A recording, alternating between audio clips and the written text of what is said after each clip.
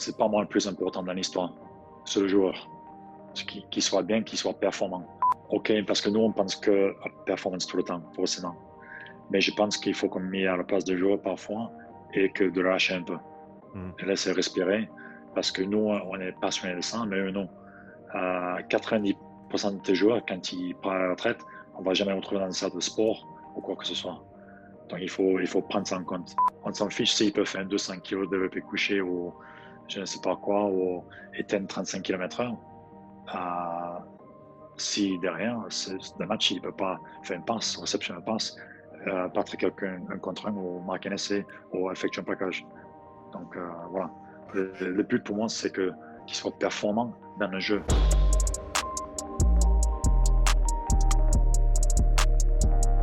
Ok, Adam, on est live. Bienvenue sur le podcast. Ben merci pour l'invitation. Ça fait un moment que j'écoute le podcast plutôt. Donc c'est top. Ouais. C'est toujours un plaisir de recevoir des gens qui sont passionnés et toi, je veux dire, tu fais honneur à tous les préparateurs physiques. Tu as un gros passé de joueur aussi. Je pense que je veux commencer là-dessus. Est-ce que tu peux parler un petit peu de ton parcours et surtout de tes débuts? Donc, tu viens d'Australie, c'est ça? Ouais, je suis australien d'origine, donc je suis arrivé en France à 21 ans, Hmm. un peu à me rechercher. J'ai eu des blessures assez conséquentes dans ma début de carrière professionnelle, donc je voulais juste retrouver un peu de temps de jeu. Hmm. Et finalement, 17 ans après, je suis toujours là. Je suis pas reparti. Tu as commencé à quel âge à jouer au rugby? À peu près 4 ans. Donc, je commence à 4 ans. Je commence ma carrière de pro à 16-17 ans. Hmm.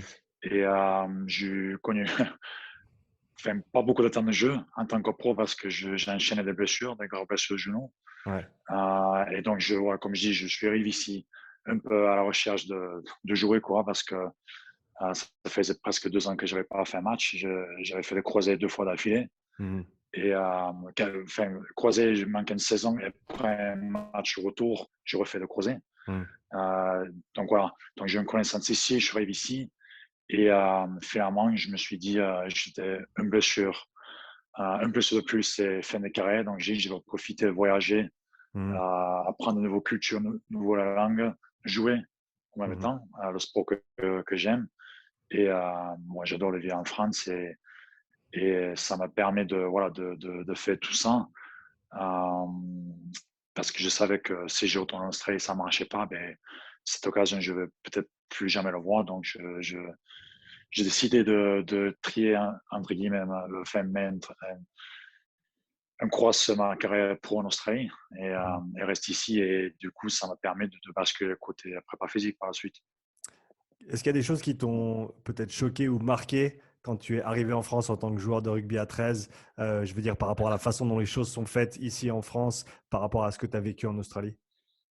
Ouais, mais le gros défense, c'est toujours le cas. C'est-à-dire que pour ceux qui ne connaissent pas déjà le rugby à 13, parce qu'en Europe, c'est rien à voir avec le 15 du foot. Le Mhm. rugby à 13, bon, ça dépend d'où on vient en Australie. Moi, je viens de Nord. Donc, Nouveau-Galles Sud, Queensland, le 13, c'est le sport roi. Dans le sud et dans l'ouest, c'est le football australien, Aussie Rules. Mhm. Mais donc, c'est un réservoir de joueurs qui est très conséquent. Donc, moi, j'ai mis un contexte comme le foot en France ou en Europe.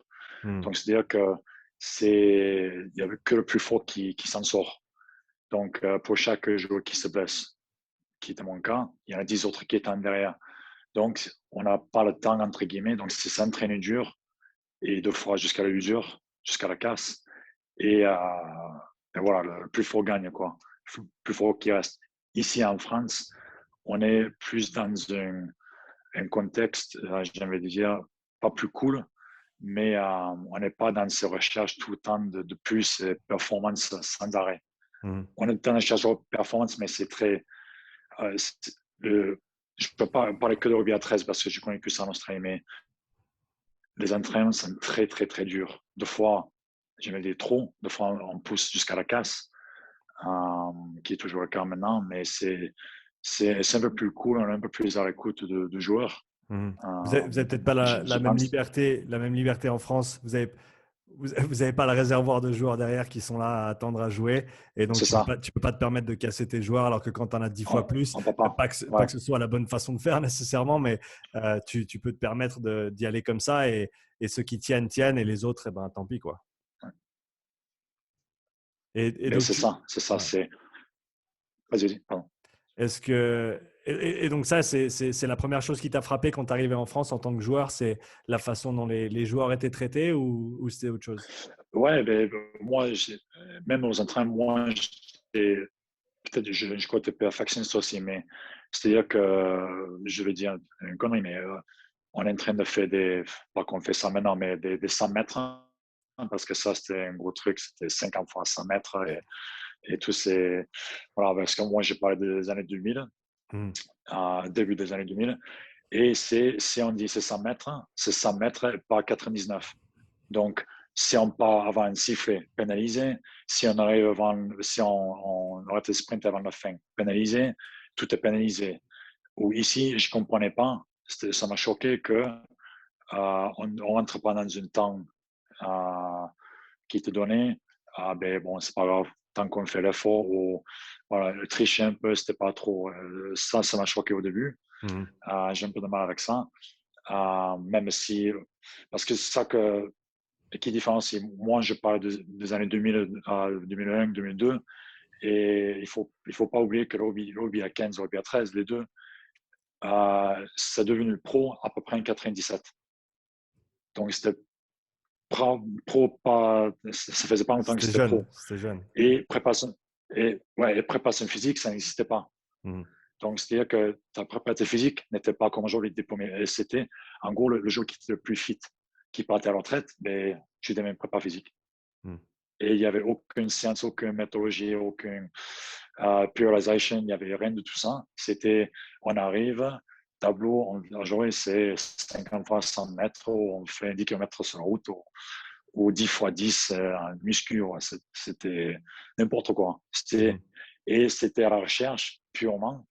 Il y avait pas ce truc qu'on dit de purification où on va commencer ici pour arriver là, telle qualité physique ou quoi. C'était on va le casser Mmh. mentalement et physiquement. Et on va voir qui c'est le plus fort. Mmh. Et moi, j'ai vécu ça. En France, c'était pas le cas.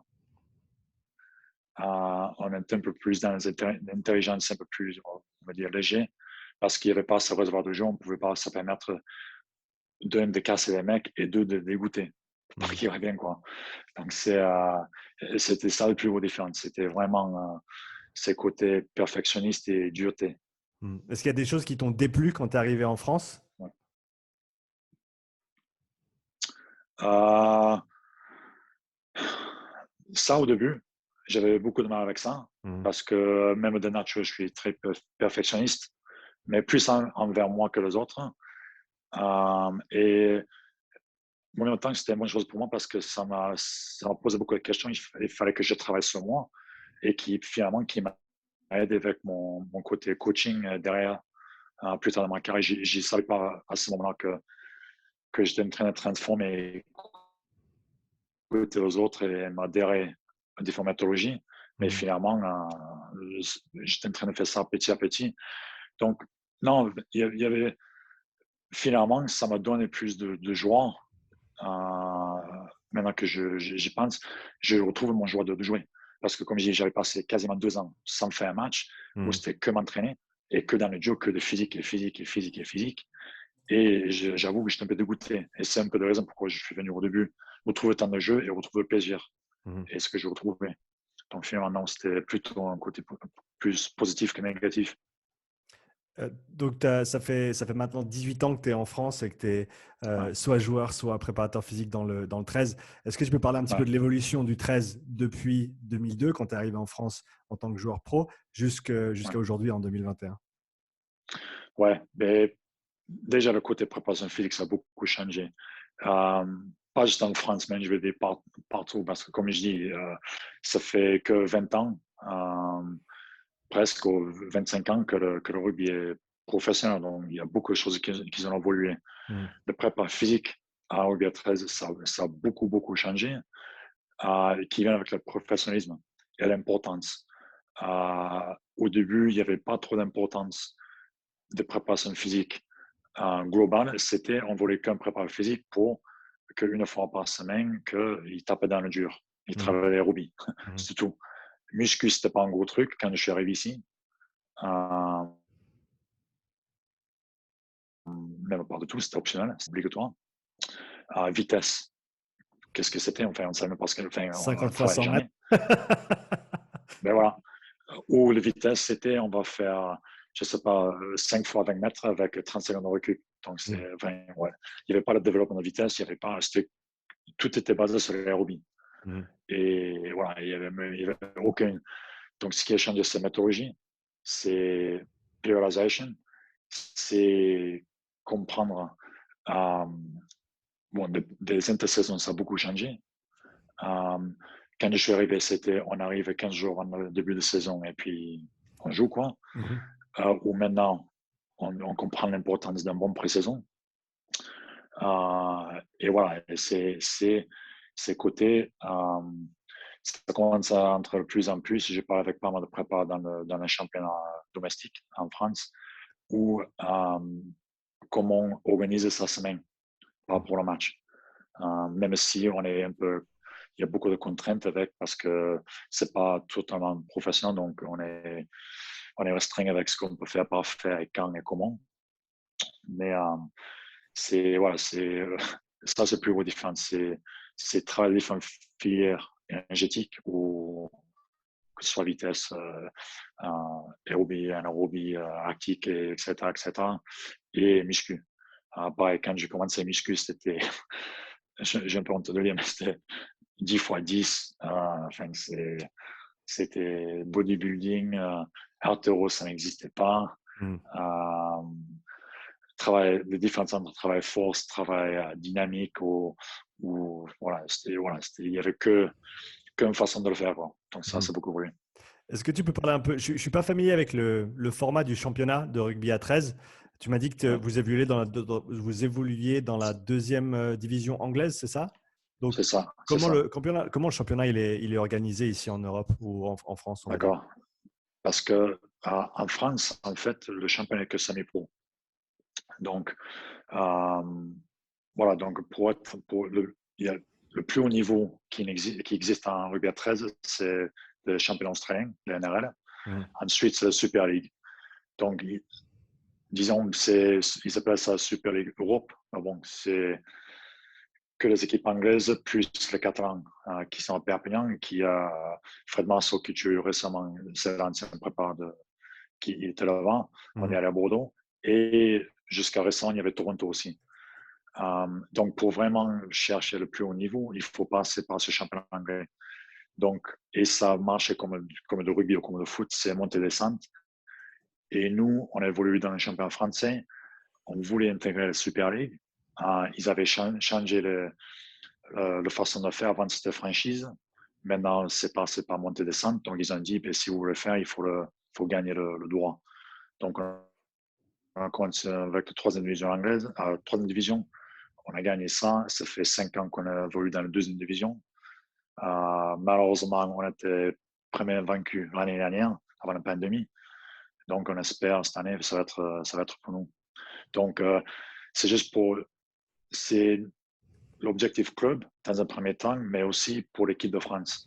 Parce que pour voir une équipe de France fort et important dans le monde de rugby à 13, il faut qu'on ait le plus de joueurs possible qui évoluent dans un championnat professionnel. Donc, c'est malheureusement, à ce jour-là, c'est ou en Australie ou en Angleterre.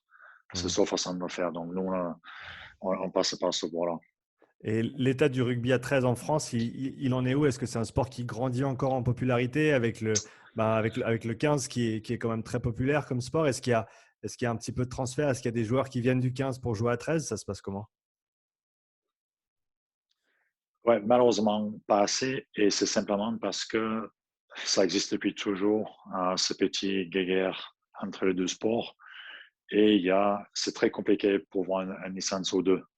Hmm. Côté pro, parce que, en fait, un joueur qui vient de rugby à 15, qu'il soit français, sudaf, australien, quoi que ce soit, il est considéré comme étranger. Donc, on a un quota à respecter. On peut voir qu'un certain nombre d'étrangers par équipe.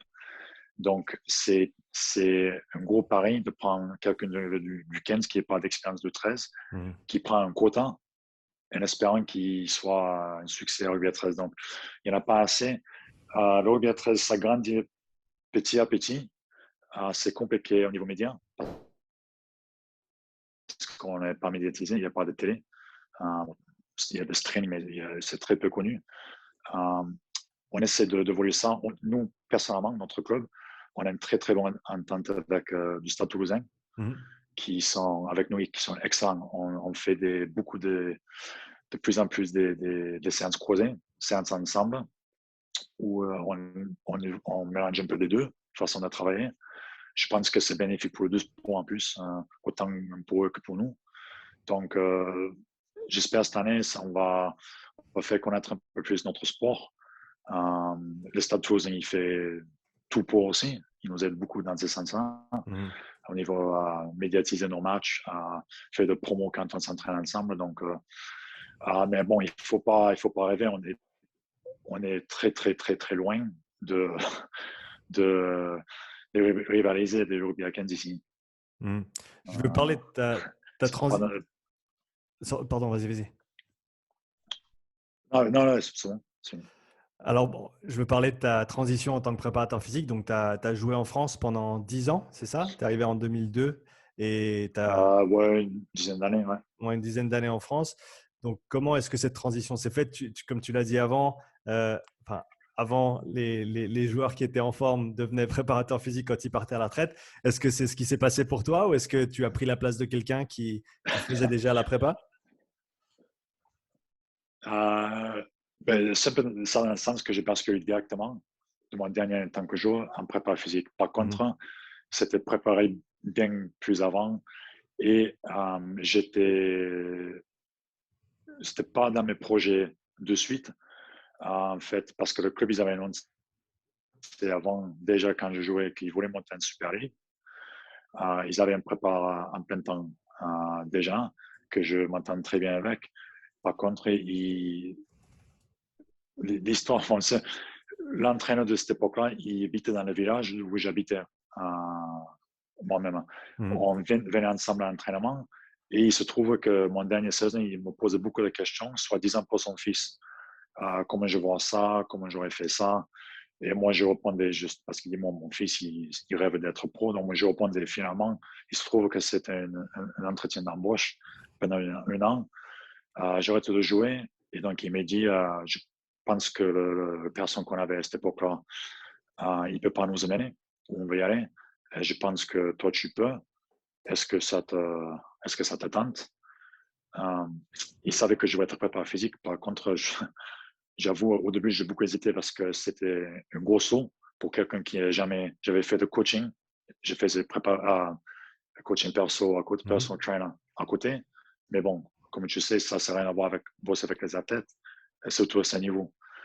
Donc, j'ai beaucoup hésité parce que j'ai dit, est-ce que je saute dans le bain ou pas parce que je peux me casser la gueule si je ne fais pas un bon job parce que je suis prêt.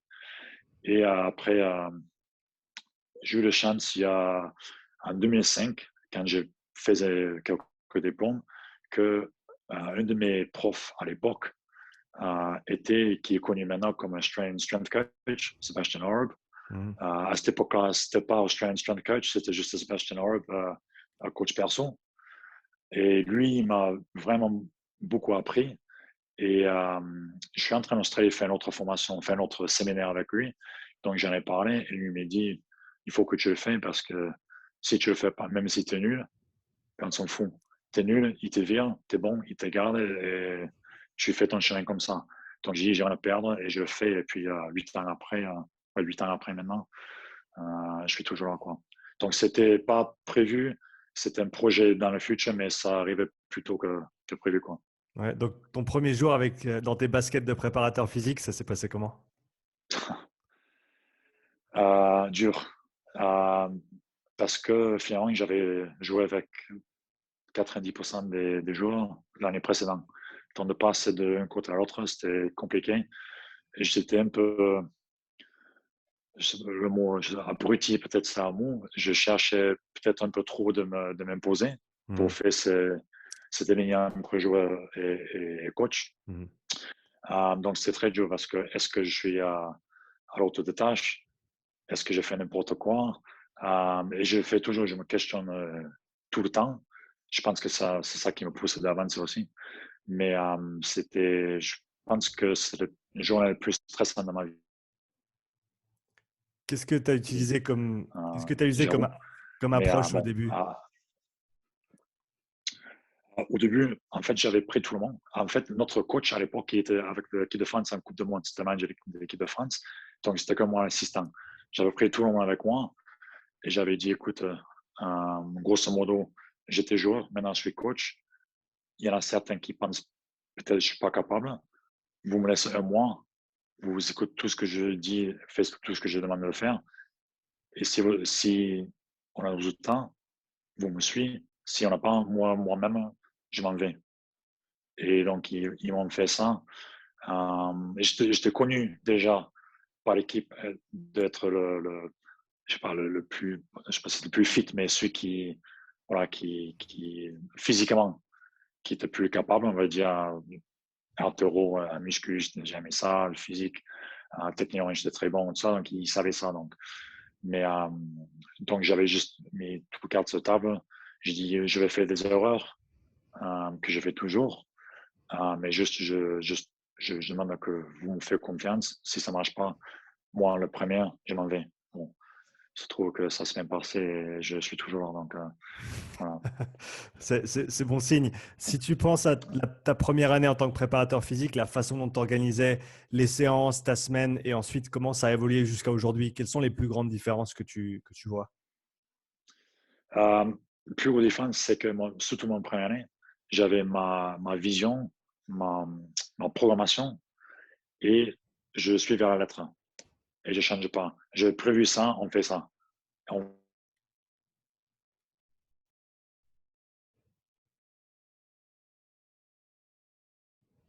fait travail de cardio, quoi, et je pas. Euh, Où maintenant, j'avoue, maintenant, on a beaucoup plus d'outils GPS. Euh, Même quand j'ai commencé à questionner Wellness, on ne le faisait pas. Tout le monitoring, on ne le faisait pas. Il n'y avait pas de monitoring, tout ça. Donc, j'ai beaucoup plus d'outils euh, que je peux utiliser maintenant. Je suis beaucoup plus à l'écoute de joueurs et je sais par ma passe de joueur qu'est-ce qu'il ressent. Et donc, je suis beaucoup plus souple dans comment j'organise mes séances, mes semaines, mes journées. Ça me fait maintenant de tout changer de jour en demain. Ce que Mhm. j'ai prévu demain, peut-être quand j'ai demain, quand je prends la température de la salle, mais finalement, il faut que je adapte à ça. Donc, c'est ma façon de travailler, ça a beaucoup évolué. J'étais très Westside Barbell quand j'ai commencé. J'utilise toujours ce genre de méthodologie, mais je suis beaucoup plus, on va dire, j'ai beaucoup plus de connaissances, j'ai appris beaucoup plus, donc un peu plus dans l'individuel, beaucoup moins dans le groupe global, Mhm. où c'était très linéaire et tout le monde faisait la même chose quand j'ai commencé. Maintenant, même si c'est pas pour chaque individuel, parce qu'on est 24 mecs, donc c'est très compliqué de faire, même si j'aimerais. Mais c'est beaucoup plus groupé, on va dire, plusieurs groupes, beaucoup plus individualisés. Mhm. Quand tu parles de prendre la température et d'être à l'écoute des joueurs, de manière pratique, ça ressemble à quoi? Qu'est-ce que tu fais au jour le jour pour justement être connecté à ce qui se passe dans la tête des joueurs et savoir vraiment comment ajuster tes séances? Ouais, donc, bon, déjà, quand les joueurs ils arrivent le matin, ils ont tout un batterie de tests à faire. Donc, ils arrivent, on fait, bon, aujourd'hui, c'est le test Covid, mais à part ça, c'est question awareness, votre test souplesse, donc chaîne postérieure, abducteur, etc., prise de grippe, saut, tout ce genre de batterie de tests là. Mhm. Ensuite, bon, je regarde tout ça, je vais regarder surtout des variances, semaine en semaine ou jour en jour, pour voir s'il y avait une fluctuation de marqueurs. Mais je suis bon, pas old school, mais j'aime ce côté connexion avec le joueur. Donc, même si j'ai des marqueurs via écran, ce que je vois.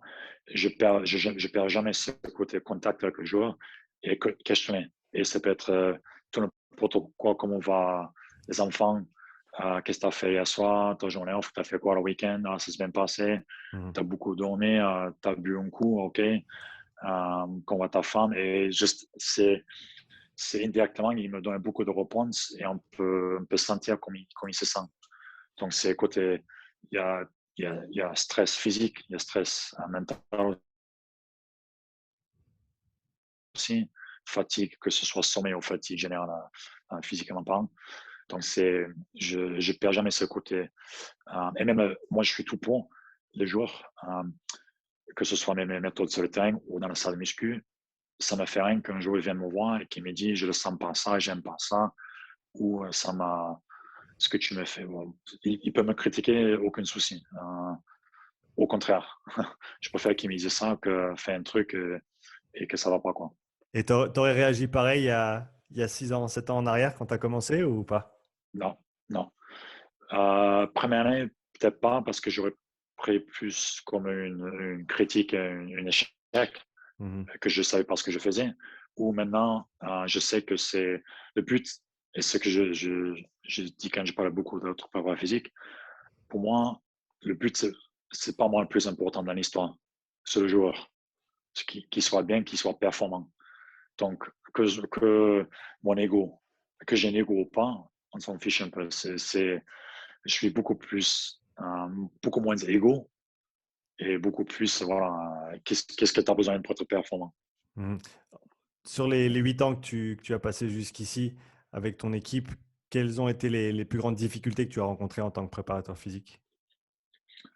Euh, il y a plusieurs. Il y en a un, c'est que l'équipe de France, ils tirent de deux équipes, le nôtre et un Dragon catalan. On a aussi des étrangers qui évoluent dans les équipes nationales. Donc, ce 24 joueurs, très souvent, on peut démarrer une pré-saison avec 5 ou 6. Hmm. Euh, et on a 12 semaines, plus ou moins, la plupart du temps, pour préparer une saison. Le problème, c'est que ces mecs-là, on a récupéré 4 semaines avant le début de saison. Donc, c'est un peu course contre montre. J'ai fait les erreurs par le passé, en voulant couper les étapes, entre guillemets, euh, que je ne le fais plus. Quand Donc tu ça, veux dire c'est une difficulté. quand tu veux dire que Euh, tu coupais un petit peu les étapes, c'est-à-dire tu et les on est poussé remettais un peu sur le trop. terrain ou ouais. Ouais. Donc, on voulait, parce que avec le coach, on a que 4 semaines à préparer 5 pour jouer. Mhm. On a un groupe que de 24, hein, donc qui n'est pas beaucoup sur une saison. Et c'est des forcément ces internationaux, donc titulaires, forcément de l'équipe. On a besoin qu'ils jouent. Donc, c'est vrai que moi, peut-être, je ne sais pas si couper les étapes, c'est la bonne phrase à utiliser, mais je voulais trop les pousser, et aller trop Mhm. vite. Et je le pousse à la casse, finalement. Et moi, j'ai appris une leçon là-dessus, qu'on ne peut pas. Il vaut mieux jouer le long game, comme on dit, que d'y aller trop vite, quoi. Donc, on a pris ça. Et il y a une autre difficulté, c'était une difficulté, ça n'est plus maintenant, c'est ces mélanges de culture. Et on a des anglo-saxons qui veulent travailler à l'anglo-saxon, des Français qui parlent la même culture. Et c'était une difficulté au début à comment créer un groupe qui suit la même ligne et qui n'a pas on ne veut pas ces clans des Mhm. Français, des Australiens, des Anglais, etc. Et comment faire ça? Et je pense que c'est notre force maintenant aujourd'hui, depuis quelques années, qu'on a ça. Et ça, je pense que c'est dans beaucoup de sports maintenant, sport pro, c'est comment on crée un clan uni, un Mhm. groupe uni, euh, avec toutes ces cultures différentes. Qu'est-ce que chaque culture qui fait partie de ton équipe maintenant, qu'est-ce que chaque culture a apporté au groupe de manière générale et qui a été adopté, peut-être par exemple quelque chose que les Australiens ont amené et que les Français ont adopté et vice-versa? Mais je pense que les Australiens, ils amènent une rigueur, déjà d'entraînement, rigueur et au détail. C'est-à-dire que les Français, ils ont une tendance, à mon expérience, d'arriver, j'arrive à m'entraîner je mets les crampons, je vais sur le terrain, je m'entraîne, je rentre. Il n'y a pas une préparation avant et après. Les Australiens qu'on a, je peux parler que de mon club parce que j'ai vécu que ici. Mais ce qu'on a, parce qu'on a, et pas qu'on veut être comme les All Blacks, mais on a adopté un peu cette méthodologie, le no decade policy, on appelle Mhm. ça. Mhm. Donc, Faut pas pas être, faut de, pas être un, faut pas être un pas connard. Faut pas d'abrutis être dans un le groupe. connard pendant les Voilà. entraînements. Mais je voulais pas le dire, mais tu l'as dit, voilà. C'est ça. Donc, ils amènent cette rigueur, voilà. Amener cette rigueur et comment me préparer. Donc, peut-être aujourd'hui ça va, peut-être demain ça va, peut-être dans 3 mois, on va casser. Donc, comment on garde une bonne forme. Et ça passe par nutrition, ça passe par sommeil, ça passe par mobilité, etc., etc. Et après entraînement, euh, euh, mettre les objectifs en place, comment mettre les objectifs en place, travail mental. Euh, les Anglais, c'est beaucoup dans la dureté. Ils sont très, très durs. Ils s'entraînent dur, ils jouent dur. Et les Français, ils amènent quand même ce recul qu'on n'a pas en Australie, qu'il n'y a pas que de rugby dans la vie. Il y a quand même autre chose. Il y a une vie de famille, il y a quand même une vie extérieure. Je n'ai pas besoin d'être avec vous 24 heures sur 24 heures, j'ai des amis extérieurs. Donc finalement, à manger tout ça, ça crée notre succès jusqu'à aujourd'hui. Ouais, c'est toutes des valeurs qui sont importantes dans le Et c'est rugby ça. et en tant Ouais, qu'athlète professionnel, comme tu l'as dit, d'être bien dans ce que tu fais au travail, sur le terrain, c'est super.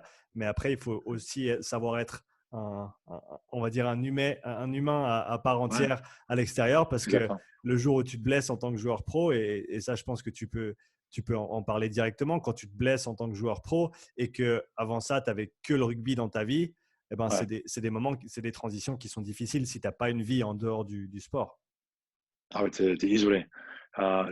Surtout les longues blessures, moi, malheureusement, j'ai j'ai passé pas mal de temps sur le bord de la touche, croisé, ostéotomie, entre autres, et tu es seul. On dit que tu fais partie d'une équipe, mais tu le sens pas du tout, même. Tu joues pas, donc tu sens pas les victoires de la même façon. Tu t'entraînes à part, déjà. Donc, tu es dans un groupe, mais tu n'es pas dans un groupe. Et tu te sens très seul, et surtout dans le monde de pro aujourd'hui, où avant le rugby professionnel quand c'était amateur, tu avais quand même ce côté extérieur. Parce Mhm. que tu travaillais, tu avais ça. Aujourd'hui, tu n'as pas. Donc, c'est vrai que en tant que jeune joueur, tu penses que ta vie passe que par ça. Donc, je pense que c'est important de voir autre chose, de voir des amis hors rugby, bon, de famille bien sûr, et voir des hobbies ou des choses qui n'est pas rugby. Quoi. Mhm. Tu as parlé du fait que vous faites certains entraînements croisés avec le Stade toulousain notamment. Euh, qu'est-ce que tu as pu tirer de ces échanges-là avec certainement les autres prépas pendant ces journées d'entraînement en commun et de l'autre côté, qu'est-ce que les prépas du 15 ont pu tirer de ce que toi tu fais avec tes joueurs? Euh, je pense que ben, le peu on a échangé, je pense que déjà ça ressemble un peu d'un match quand on voit un match de 15-13 aussi finalement. C'est-à-dire que le temps qu'on a sur le terrain, euh, on utilise un maximum.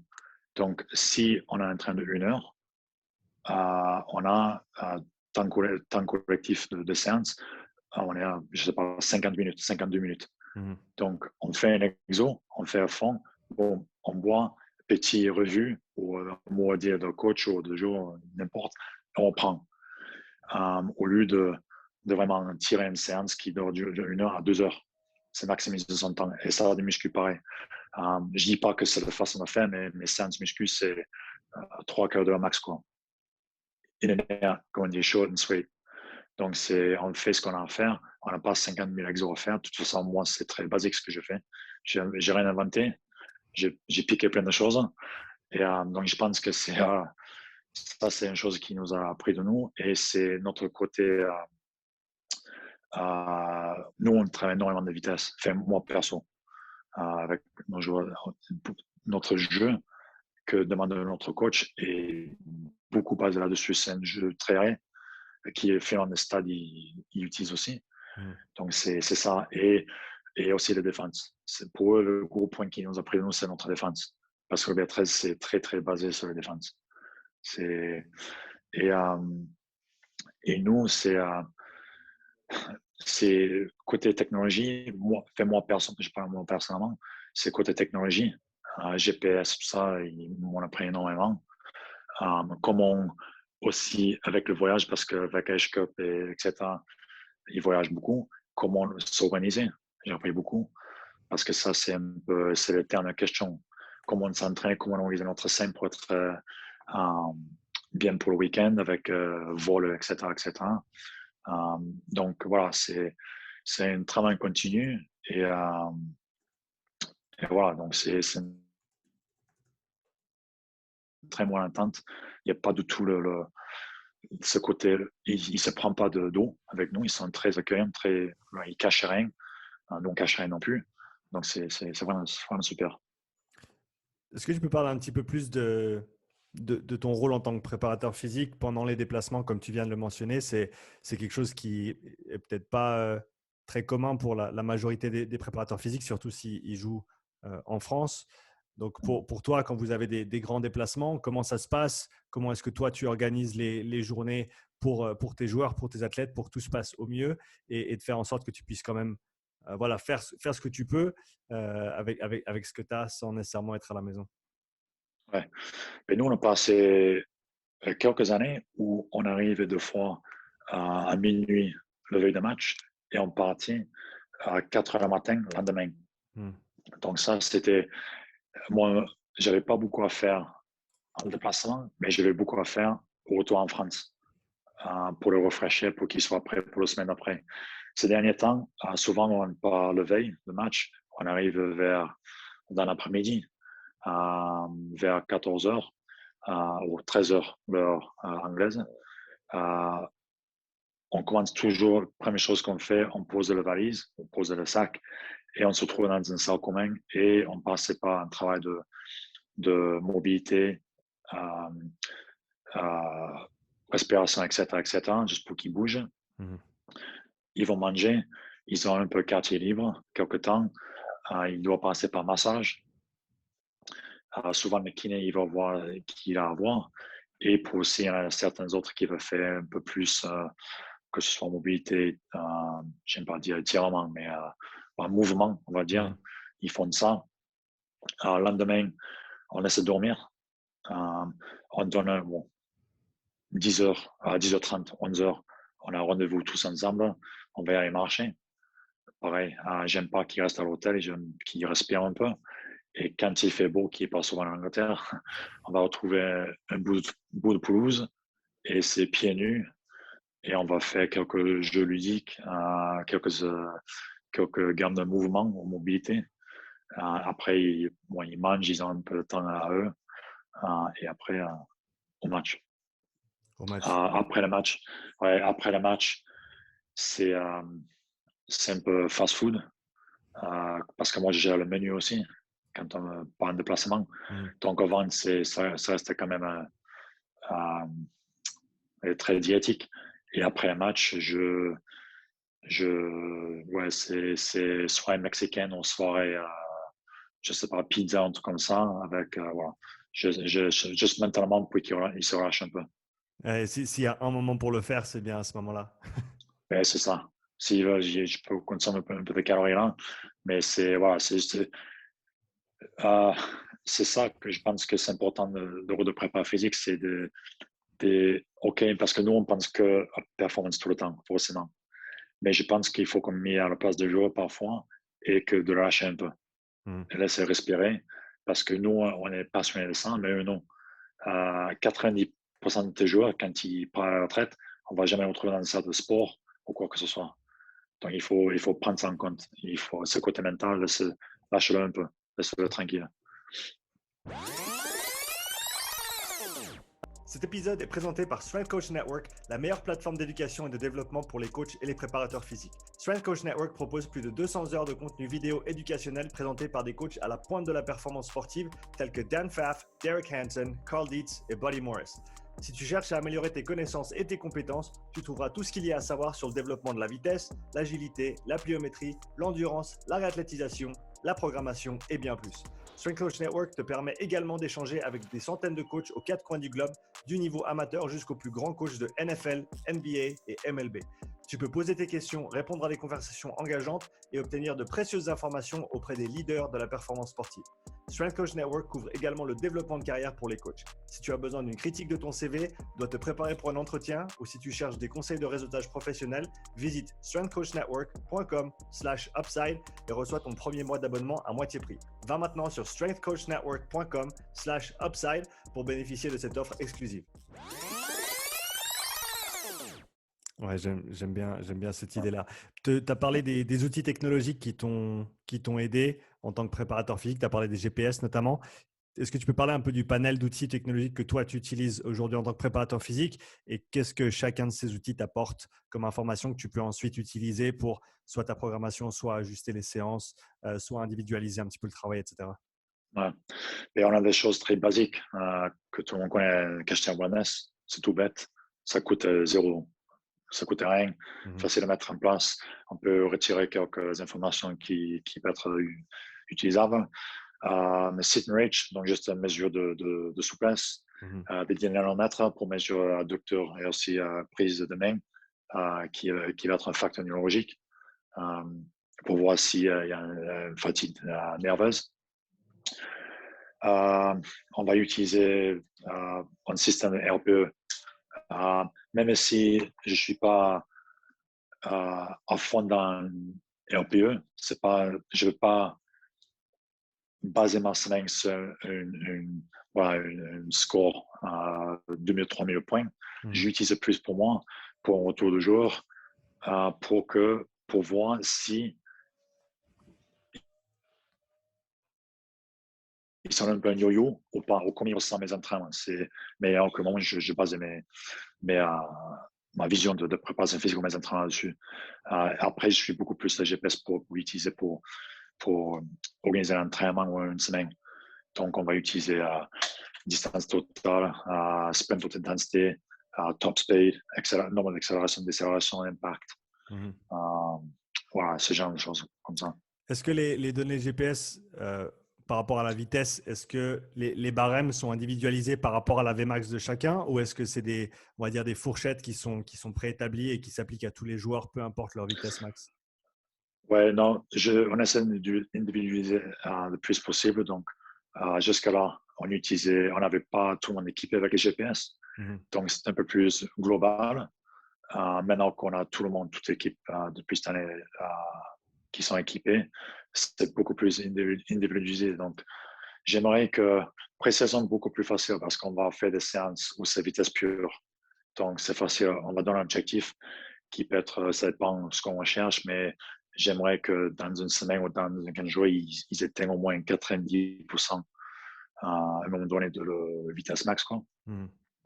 Donc, ça peut être peut-être que j'ai programmé, j'enseigne des 4 répétitions de, je sais pas, 40 mètres ou 30 mètres, peu importe, mais qu'ils atteignent les objectifs après 2 reps. Et peut-être je vais enlever ces mecs assez fait parce que voilà, tu as un objectif. Ou peut-être ils n'ont pas fait, je lui dis, bon, tu as un one shot, tu as un de plus. Je laisse une autre chance juste pour le faire. Si je pense que ça pas engendre une blessure ou quoi derrière. Mais après, on met en place ces objectifs d'une séance, mais je ne suis pas quelqu'un qui dans l'oreille d'un coach qui dit il faut stopper ça ou enlever lui direct parce je ne suis pas tout le temps ça parce que pour moi, sauf si c'est vraiment dans l'extrême, mais sinon, je laisse le coach faire ce qu'il veut, ce qu'il a à faire et on va essayer d'adapter pour la séance après. Et depuis que tu as commencé à utiliser les GPS, est-ce que ça t'a apporté on va dire Est-ce que ça t'a permis de peut-être mieux comprendre certains détails du sport, du jeu Ouais, pendant le match? Et qu'est-ce que tu as changé ensuite dans ton approche par rapport à ces données que tu as pu collecter et analyser? ouais. Et c'est surtout, ça revient surtout sur l'individuel. Donc, on a, on a des mecs comme notre arrière qui peuvent faire, ils peuvent faire, ça dépend d'un match, mais 10-11 km pour le match. Et ce 10-11 km, ils peuvent voir 500-600 mètres de haute intensité. Donc, je compte ça Qu'est-ce que au-delà de, qu'est-ce que tu qualifies ouais, comme haute intensité? donc 22 km/h en plus. Ok. Et ça, il peut avoir, ça arrive parfois, il peut avoir 6-7 sprints au-delà de 30 km/h. Hmm. Donc, donc lui, je sais, surtout avec quelqu'un comme lui, je sais que la semaine d'entraînement, il faut que je fasse attention. Parce parce qu'il a fait énormément. Autant qu'en semaine, il a besoin de faire beaucoup plus de volume que d'autres pour, pour être capable de faire ça sans se blesser. Hmm. Autant que quand il a des matchs vraiment extrêmes, il faut qu'on gère ça. On a d'autres secondes lignes, par exemple. On en a qui sont très explosifs. Ils n'ont pas un gros volume de travail. Par contre, le volume qu'ils ont est très, très haut. Hmm. L'intensité, je parle. Ouais. Et d'autres qui n'ont pas beaucoup d'intensité, mais par contre, beaucoup plus de volume. Donc, c'est surtout, ça me permet d'individualiser plus muscu, euh, vitesse, même en semaine pour faire un top-up ou un peu plus de cardio et même gérer quand on fait condition games, small starter games, c'est pas comment on appelle ça où vous êtes. Est-ce qu'on est réalistique dans la vitesse qu'on a ou Hmm. est-ce qu'on veut être vraiment là on a fait pour mettre un contexte notre arrière qui joue à, à peu près 110 mètres par minute. C'est à peu près normal pour lui un match. Hmm. Là, on voulait qu'on accélère le jeu, donc il est à 125 de moyenne. Hmm. C'est notre qu'on gagne. Juste avant-hier. Donc, surtout, ça me permet de prévoir ce qu'on veut faire pour le séance à venir, ou le séance passé, quoi. Hmm. Ouais, Donc, c'est super. c'est beaucoup plus intelligent, quoi. C'est super intéressant de cette approche d'individualisation vraiment parce que comme tu l'as dit, chaque joueur a un profil différent, chaque joueur a on va dire des compétences clés qui sont différentes. Comme tu l'as dit, certains sont plus explosifs, certains sont plus endurants de manière générale, et chacun a son style de jeu aussi. Et par rapport à ça, tu peux plus facilement individualiser ce qui se passe, ce qui fait en fait que, à mon avis, tu me diras si je suis dans le juste, mais tu ça simplifie un petit peu la quantification de la charge sur la semaine du fait que tu vas seulement donner à chacun ce dont ils ont besoin et tu vas pas juste donner tout à tout le monde et puis après essayer de ramasser les morceaux derrière parce que peut-être il y en a qui ont trop fait, peut-être il y en a qui n'ont pas assez fait, etc. C'est ça. Et si je peux prendre encore une fois l'exemple de notre arrière, parce que c'est quand même c'est un athlète exceptionnel.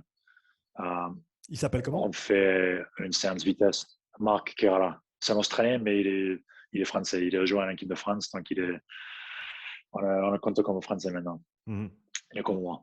Mais, euh, mais lui, par exemple, nous, on va faire en ce moment, en pré-saison, on va faire une séance de vitesse pure qu'il ne fait pas. Parce que lui, dans les séances générales, il va atteindre les très, très hauts, beaucoup déjà en Mhm. volume Mhm. et des gros sprints. Donc, je n'ai pas besoin qu'il fasse une séance de vitesse. Il va le faire pendant la séance. Mhm. Donc, ça me permet aussi parce que, contrairement, si j'ai pas ça, peut-être je dis, ben, les autres, ils font, tu le fais aussi. Et derrière ça, je vais le péter ou sa séance de collectif va être pas aussi bon. Parce que finalement, je ne suis pas physique, mais je pense que parfois on met trop d'importance à notre rôle, notre job, et que finalement, le but, c'est qu'il soit bon. C'est le time. Mhm. Euh, on s'en fiche s'il peut faire 200 kg de développé couché ou je ne sais pas quoi, ou éteindre 35 km/h. Euh, si derrière, le match, il ne peut pas faire une passe, réception une passe, battre quelqu'un un contre un ou marquer un essai ou effectuer un plaquage. Donc, voilà. Le but pour moi, c'est qu'ils soient performants dans le jeu, pas le salle de muscu et tout ce que j'ai fait de mon côté, c'est dans l'objectif qu'ils soient bons là, pas l'inverse. Mmh. Comment est-ce que tu organises ton environnement de travail et la communication avec les coachs pour que vous puissiez avoir une dynamique complémentaire entre vous, entre le technique, tactique et le physique? Et j'avoue que parce que j'échange avec pas mal d'autres prépa physiques et je vois que j'ai beaucoup de chance, que j'ai un entraîneur et qui me laisse faire ce que je veux et qui me laisse, j'aime pas dire que je dirige, mais il écoute beaucoup mes conseils. Euh, donc, il me dit ce qu'il aimerait faire. Moi, je lui dis oui, oui, non, peut-être, est-ce qu'on peut faire un peu moins, un peu plus? Il va me dire, pas 100% de la fois, mais très souvent, ouais, pas de souci. Je me Mmh. dis, on le fait. Donc, j'ai cette chance-là que je sais qu'il n'y a pas beaucoup de monde qui l'ont. Euh, Qu'est-ce que mais tu entends comme retour des autres préparateurs physiques?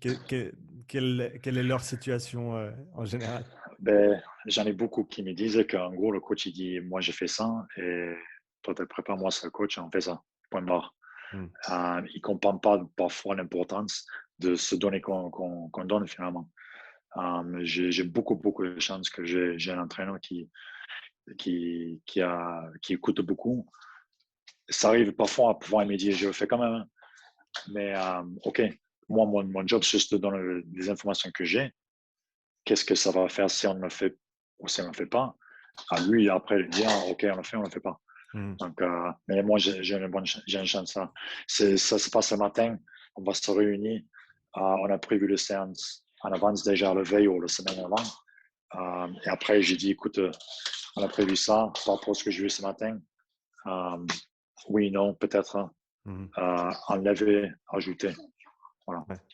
Et Donc, si tu étais dans une situation maintenant avec ton expérience et cette chance que tu as et que tu as eu pendant ces années de pouvoir bien communiquer avec ton coach, si tu te retrouvais maintenant dans un environnement où tu n'avais pas ce luxe en fait de pouvoir apporter vraiment ta pièce à l'édifice de manière continue et d'avoir cette conversation ouverte avec le coach, comment est-ce que tu essayerais d'ouvrir cette porte et de faire en sorte de pouvoir communiquer avec quelqu'un qui peut-être au départ n'est pas du tout réceptif à ce que tu as apporté en tant que préparateur physique? ouais, bref, tout ce que je peux faire, c'est apporter mon savoir-faire, les informations que j'ai et essayer d'expliquer au mieux. Si je t'apporte ça, je t'apporte ça pour X raisons. Et si on ne le fait pas ce que je t'emmène, voilà ce qui peut arriver. Euh, Malheureusement, des fois, ça peut passer par une blessure ou voilà, une mauvaise performance pour qui comprend. Mais à la fin de compte, tout ce que tu peux faire, c'est essayer de donner une explication. Ton job, c'est expliquer. Après, il fait ce qu'il veut l'entraîner, c'est lui le chef. Mmh. Toi, tu es juste un outil pour être plus performant. Mais c'est juste essayer d'être. Euh, il faut déjà pas parler un langage prépa physique. Il faut parler un langage madame, monsieur, tout le monde. Il faut pas parler, souvent, il ne faut pas parler chiffres exacts au mètre second, au kilomètre heure. Il faut juste dire beaucoup, pas beaucoup, nombre de fois on peut faire X et vraiment faciliter le langage qu'on utilise. Mmh. Est-ce que tu penses que les coachs en général devraient se former un petit peu plus et connaître un petit peu plus le domaine de la préparation physique pour ensuite être de meilleurs coachs de rugby, à ton avis? Ou est-ce que, comme tu l'as dit, ça devrait rester comme ça l'est maintenant et c'est à nous, les prépas physiques, d'essayer de simplifier les choses au maximum pour qu'ils puissent comprendre? Moi, j'aimerais dire, c'est presque l'inverse. Ce serait bien si on a un coach qui se connaît en prépa physique, mais euh, ouais, je pense que c'est pas nécessaire. Inversement, je pense que le plus que le prépa devient coach, technique je parle, le plus on comprend le sport ou ce que recherche l'entraîneur, Mhm. le mieux on peut être aussi. Moi, j'ai cette chance, c'est parce que j'étais en parallèle de prépa physique parce qu'on n'avait pas de staff plein temps, il n'y avait que moi. notre coach n'était pas un assistant. Moi, j'étais assistant aussi à cette époque-là. Donc, j'avais le double casquette et je jouais le haut niveau pendant longtemps. Donc, j'avais cette chance-là. Mais j'aimerais dire que je pense que le préparateur physique doit se former de plus en plus à être, pas forcément avoir un diplôme d'entraîneur, mais Connaître le comprendre le sport, côté comprendre le jeu et pouvoir. des techniques, des tactiques. Ouais, Ouais. Parce c'est ça. qu'ensuite, ça va avoir une grande répercussion sur la façon dont tu organises tes séances, quand tu fais Ah, du ouais, travail intégré, toutes ces choses-là. ah ouais, énormément. Tes échauffements, euh, la salle de muscu, Mhm. vitesse, euh, vitesse, agilité, accélération, tout ça. Voilà, qu'est-ce que demande le sport? Pourquoi on veut faire ça? Mhm. Euh, Ça peut être nous en défense en rotation de hanche, tourner les épaules. Enfin, il y a 50 facteurs. Mhm. Mais je pense que le plus qu'on comprend le côté tactique, technique, le mieux on va être en tant que préparateur physique. Préparateur physique, excusez-moi. Mhm. T'as parlé de Seb comme étant une de tes influences en tant que préparateur physique et Louis Simons Ouais. aussi. Est-ce que tu peux parler un petit peu plus des autres influences que tu as eues en cours de route qui t'ont amené à la vision que tu as aujourd'hui de la prépa physique et du jeu? Ouais, ben, j'ai eu la chance quand j'avais 15-16 ans, mais j'étais dans un centre de formation de Brisbane où Dan Baker, Dan Baker, comme il est anglais, qui est le président de Strength and Conditioning Association, Mhm. qui est la fédération de préparation physique en Australie. Mhm. Lui, c'était mon préparateur physique. Et c'est une grosse personne dans le monde de préparation physique, même aujourd'hui. Donc, Dan Baker, Christian Thibodeau, c'est notre. Il y en a il y a des milliers, je peux citer. Phil Richards, Ashley Jones, c'est Mhm. l'autre. Mhm. Euh, la liste est trop longue. Et j'essaie de piquer un peu de tout le monde et fabriquer ma propre vision, quoi. Pour toi, si tu devais essayer de simplifier la préparation physique pour le rugby à 13, si tu devais par exemple sélectionner 5 éléments qui sont absolument fondamentaux à la préparation des athlètes, comment est-ce que tu organiserais ça? Comment est-ce que tu séparerais ou tu segmenterais la préparation physique en 5 différentes catégories, on va dire, pour essayer d'être le plus complet possible avec ces quelques éléments? Pour moi, le plus important, malheureusement, c'est génétique aussi, c'est vitesse. Et quasiment tous les sports, de toute façon. Mais il y a deux façons que je différencie la vitesse. C'est la vitesse pure, et aller point A à point B le plus vite possible. Mais le plus important, c'est euh, agilité, mais je dis plus l'utilisation de l'espace. Mhm. C'est plus important. Comment on utilise un espace. Parce que le but, c'est quoi? En rugby, c'est de battre ton vis-à-vis un contre un dans un espace réduit.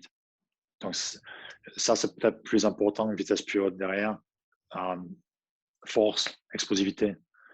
Euh, et une cinquième, euh, il y en a qui vont dire masse musculaire, mais c'est pas trop, je ne mets pas une super importance là-dessus. Euh, je veux dire mobilité. Mhm. Euh, Juste prévention de blessure, quoi, je dirais. Est-ce que tu as une approche spécifique par rapport à la mobilité ou est-ce que tu vas adapter ton approche aux besoins de différents joueurs qui ont peut-être des passés différents, des façons de faire différentes et des ressentis différents aussi? Parce qu'on sait que, comme tu l'as dit, ça joue une grande part dans la qualité du travail que tu vas pouvoir faire, c'est de faire en sorte que ça parle aux joueurs aussi par rapport à leur propre perspective, leur propre ressenti. Donc, comment est-ce que tu organises ce côté mobilité, mouvement, respiration Ouais, pour tout un chacun? ben, on a souvent une routine globale. Si tu ne sais pas quoi faire ou tu n'as rien à faire, ben, tu fais ça. On a aussi des pathologies qui demandent certain travail, bien sûr. Mhm. Euh, Hernie, prendre l'ange, prendre le cheville, genou, épaules, etc., etc. On a aussi des anciens, ou ceux qui ont vécu, qui ont une routine qu'ils aiment bien. Mhm. Ça ne pose aucun souci. Tant de trucs qui marchent pour toi, vas-y. C'est surtout les anciens. Ils ont un truc, voilà. C'est 3 mouvements, ça peut être n'importe quoi, mais écoute, si tu te sens bien avec et ça marche pour toi et ça n'engendre pas,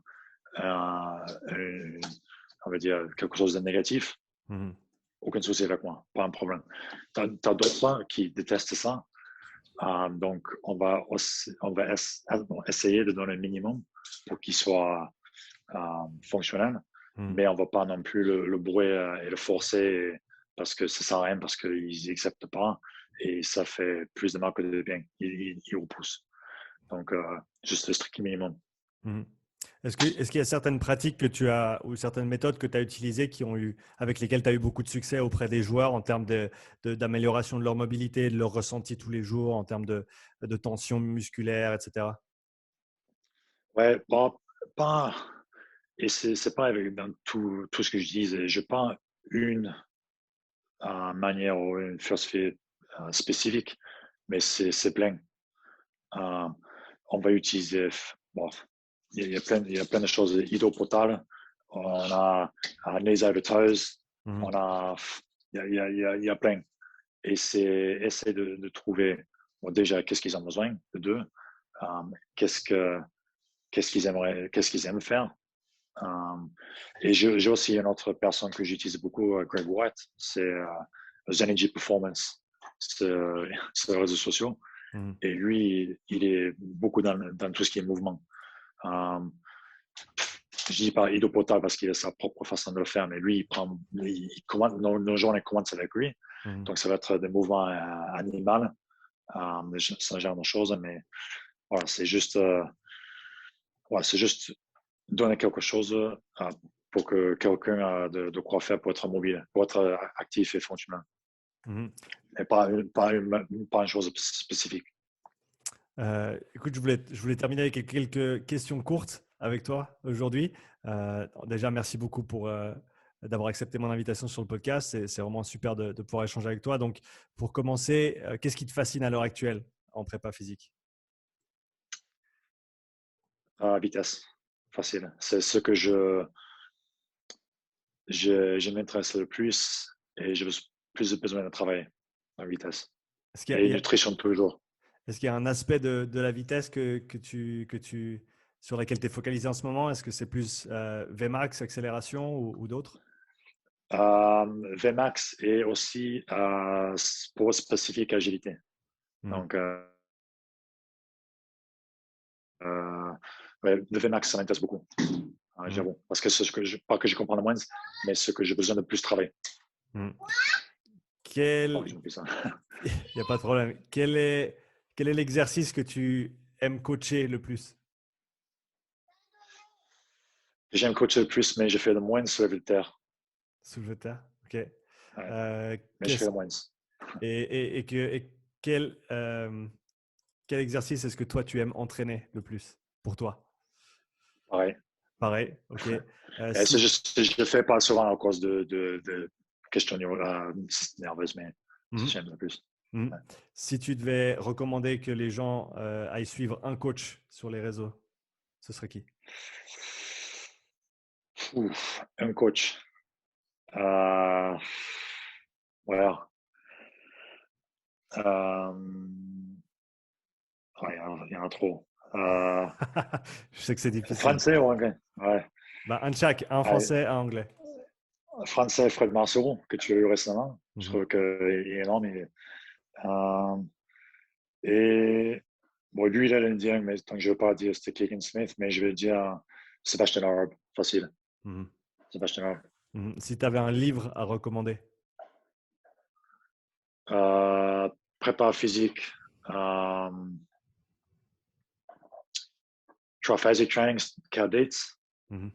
Et non, qui est une passion pour moi, c'est la nutrition, c'est Deep Nutrition. Un podcast à recommander? À part le tien.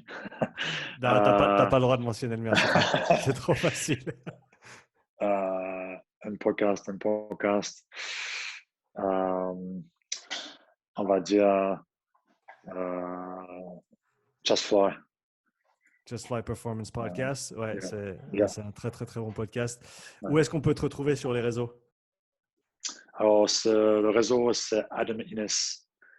performance. Donc, @Jiménez_performance. Mhm. Et voilà, c'est tout. C'est tout le réseau. Super. Bah, écoute, pour ceux qui sont intéressés à te suivre, les liens sont dans la description. Donc, pour toi qui écoutes, va suivre Adam sur Insta et va jeter un œil sur ses programmes aussi qu'il propose sur son site. Le lien est dans sa description Instagram. Adam, c'était un grand plaisir de te recevoir en tout cas. Merci à toi. Et, C'est top. et pour terminer, je veux dire un grand merci à notre sponsor pour cet épisode. Toi qui écoutes, tu peux aller sur strengthcoachnetwork.com/upside pour bénéficier de 50% de rabais sur ton premier mois d'abonnement. À bientôt pour un nouvel épisode. Allez, ciao.